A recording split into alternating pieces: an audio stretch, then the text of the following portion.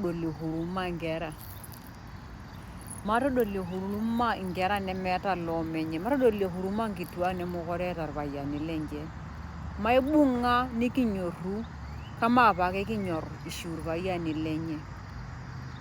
Etumito nkituak shida teniturraa irpayiani lenche. Nkera etumo oltung'ani shida ometejo kanyito ade ewuo naasita tena dunia.